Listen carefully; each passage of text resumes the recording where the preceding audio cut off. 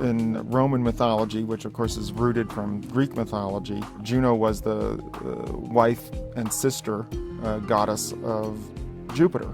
And Jupiter was sort of being naughty with some friends, so he cast a veil of clouds around himself and his friends. But of course, Juno was a fairly powerful god herself and used her powers to look right through the clouds and see the true nature of Jupiter and understand what he was really up to.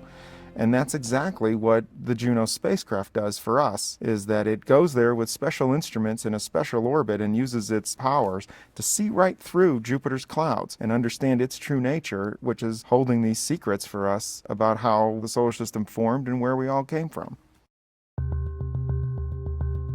Juno spins like a propeller, where the propeller's kind of facing the sun because they're all solar powered.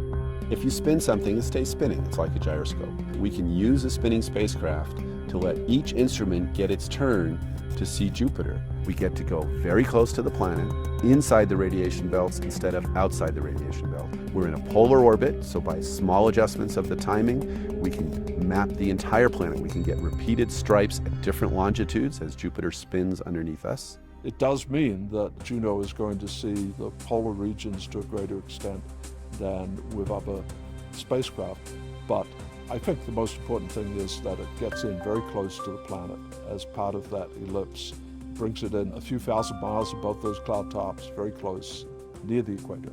We're going to go over the poles of Jupiter. That means we can study the magnetosphere in a different way. A magnetosphere is the sphere of influence of a magnetic field.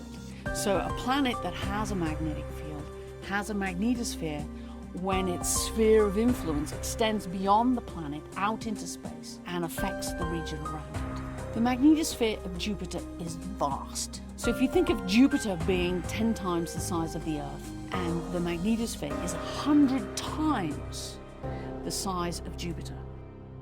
I would expect Juno to tell us more about how planets work, meaning how the heat gets out, what kinds of flows exist inside the body, how magnetic fields get generated. Learning what Jupiter is made of, we will learn such a wide range of things. For indeed, Jupiter is the most massive planet in the solar system. It is the body you want to understand in order to understand the architecture of everything else, including Earth.